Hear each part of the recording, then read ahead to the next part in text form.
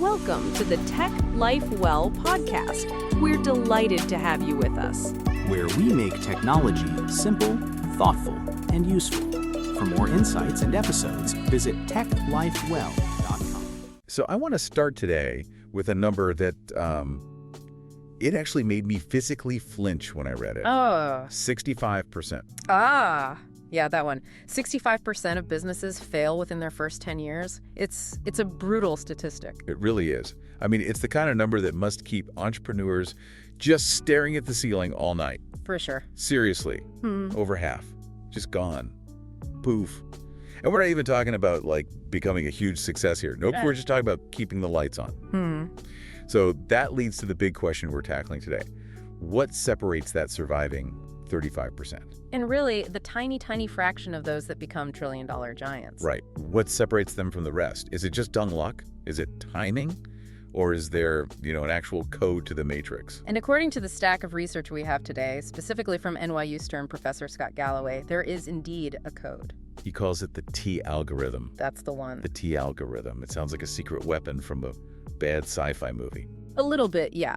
But it's essentially a framework for analyzing the DNA of these winning companies. We're talking the heavy hitters, right? Amazon, Apple, Google. And we've got a really eclectic mix of sources for you today. We're pulling from Galloway's direct strategy breakdowns, his No Mercy, No Malice essays. And even a very unique academic case study that tests if these rules work for, of all things, a university. That university study is fascinating because it proves this isn't just for, tech bros in hoodies. Exactly. We also have a practical guide on how to use AI to apply these strategies to your own business. So the mission for this deep dive is pretty clear. We want to move beyond the buzzwords.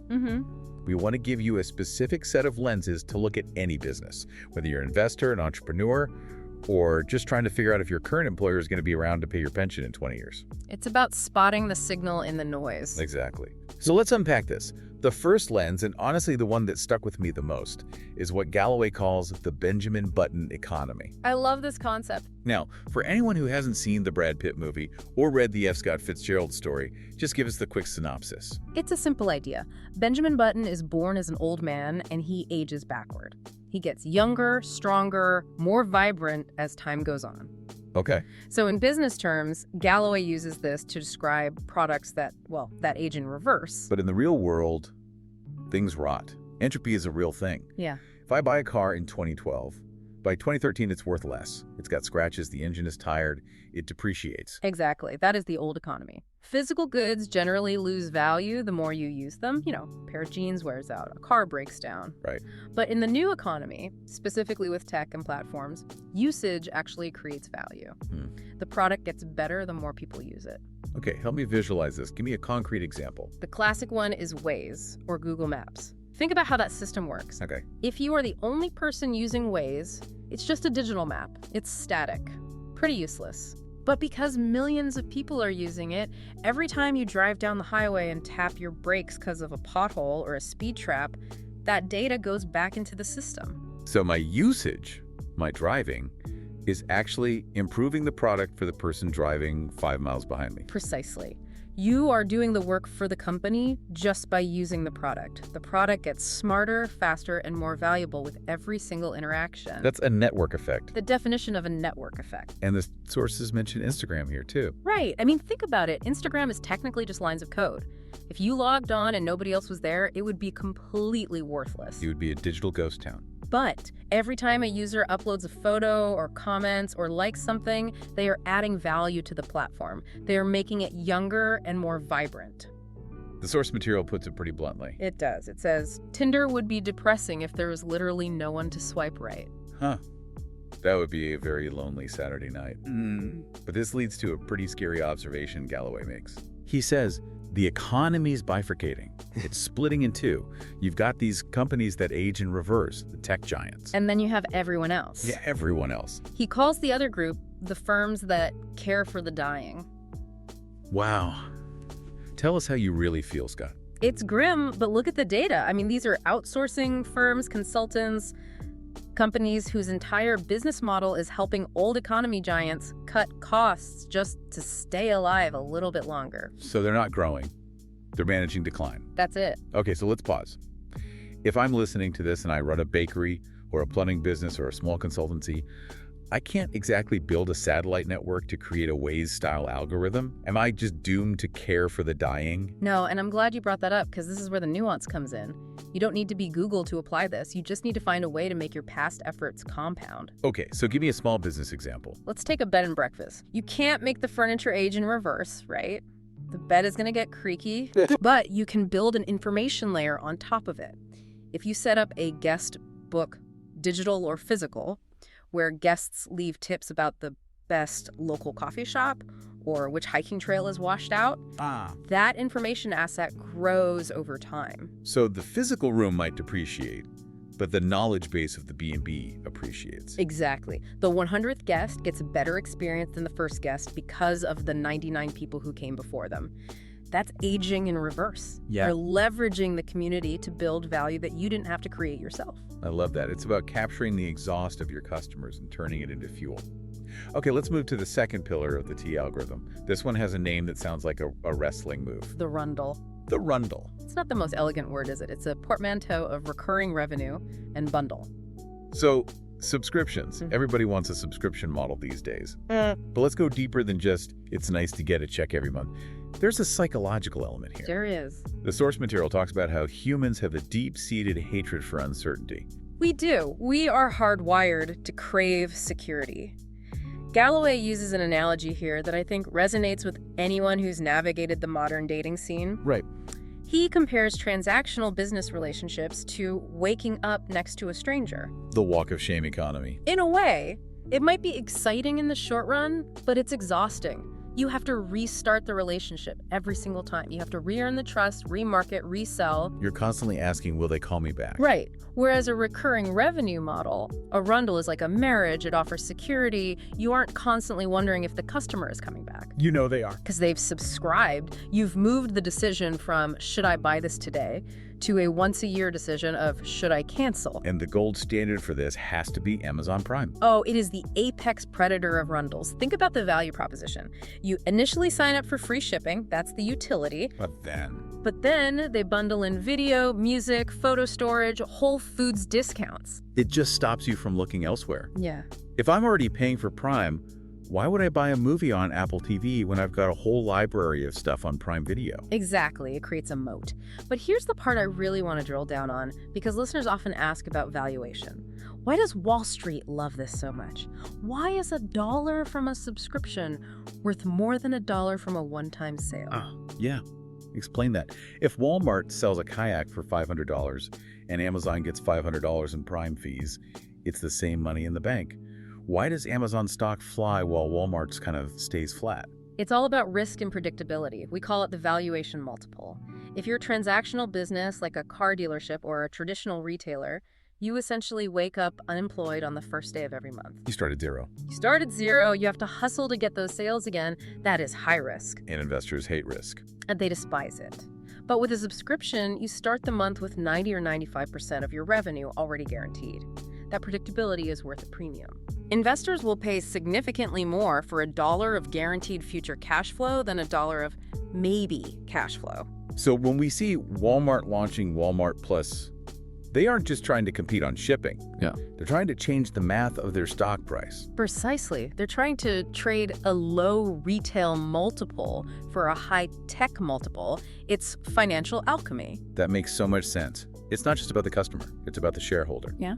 Now, the sources also mention Apple here. Galloway calls Apple's shift to services a gangster move. It really was. We think of Apple as a hardware company, the iPhone, the Mac.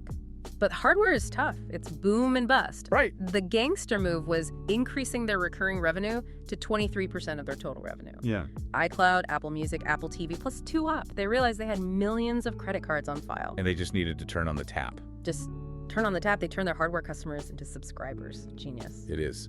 Now, before we move on, I want to touch on the Twitter or X analysis in the source material, because this ties into incentives. This is a really important point about, I think, business ethics and product design. Galloway argues that if your revenue comes from ads, you are beholden to the advertiser, not the user. And what keeps eyeballs on screens for advertisers? Rage. Conspiracy theories, car crashes. Exactly. Yeah. Toxicity drives engagement, which drives ad views. The source mentions Project Griffin, which was a code name for a subscription platform at Twitter before the Musk takeover. Right. And the argument is, if you move to a subscription model, you align incentives. You serve the user. If the user pays you, they want a clean, useful product, not a rage machine. So a rundle can actually be a moral choice, not just a financial one. Interesting. Okay, pillar number 3, vertical integration. Now I hear this and I immediately glaze over. It sounds like standard MBA jargon. Synergies And vertical integration. Exactly. It is an intimidating buzzword, but let's demystify it. It just means controlling the entire process. Okay. Instead of relying on other people to make your parts or ship your goods or sell your product, you do it yourself. And the classic example is the iPhone again, right? It is. Apple designs the hardware. They write the software, iOS. They now design the actual silicon chips inside the phone. And they sell it to you in a glass box store that they own, handed to you by an Apple employee. They own the chain from start to finish. Galloway quotes Steve Jobs saying, "Own your silicon." Right. And for a long time, business schools taught the opposite. They said, focus on your core competency and outsource everything else. Asset light. Asset light. Right. Don't own factories. Factories are expensive. But the pendulum has swung back. It has, because when you outsource everything, you lose differentiation.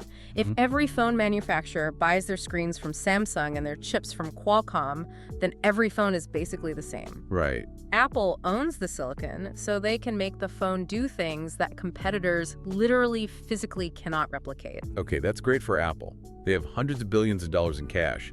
But let's play devil's advocate. Own your silicon is terrible advice for a small business. Oh, for sure. If I'm that brewery we talked about, I can't build a glass factory to make my own bottles. I'd go bankrupt. You're absolutely right. You can't do it all.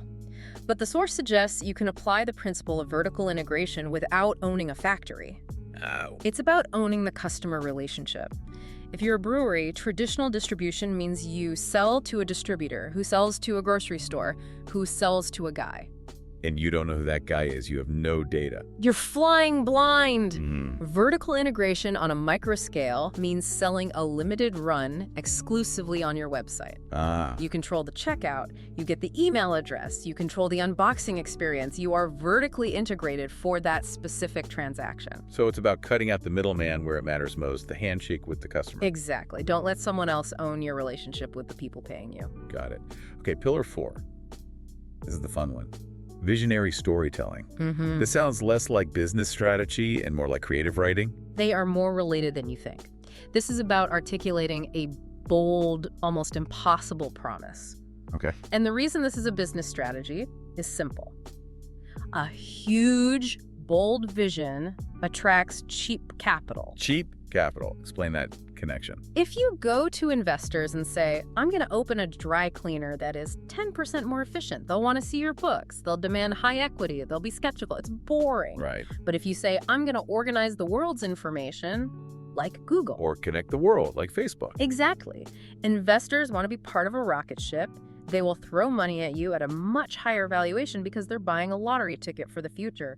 The story lowers your cost of capital. It effectively gives you a war chest of money to go out and actually build the thing. Right. The story becomes a self-fulfilling prophecy. Amazon told a story about being the everything store for 20 years while losing money. Wow. But the story was so good, investors kept giving them money until they actually became the everything store. But there's a danger here, right?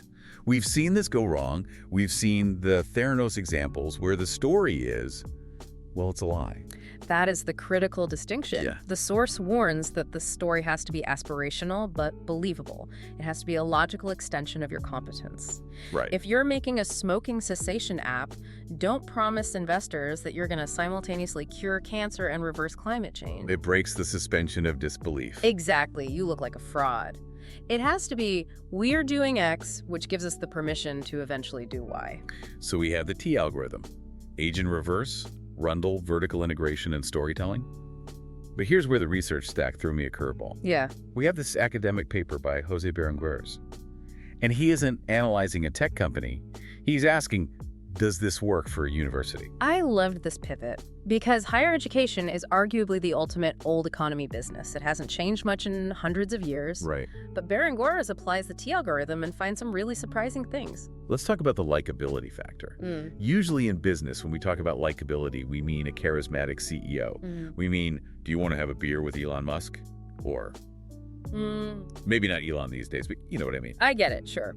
But for a university, the study found that likability wasn't about the dean or the president. It was about the environment. The campus. The physical space. They found that aesthetics, interior design, art, architecture were huge drivers of trust and likability. Wow. And they gave this incredibly niche, specific example that I just have to share. Please do. They mentioned a university that hired an artist to create wall art. But not just any artist. They hired a guy named Tatsuo Horiuchi. He's a 70-something-year-old Japanese artist who paints masterpieces using Microsoft Excel. Wait, Excel? Like the spreadsheet software? The spreadsheet software. Yeah. He uses the vector tools in Excel to make these intricate landscapes. That is insanely specific. It is, but think about what that signals to an engineering student or a computer science major. It signals nerdy excellence. Exactly. It tells a story. It says, we appreciate data as art. We are your people. That's fascinating. So the likability wasn't just, oh, pretty picture. It was, this institution understands my culture. Exactly. It builds a brand tribe. What about the rundle in education? That seems harder. I pay tuition, I get a degree, I leave. It's the definition of transactional. It is, and that's the problem.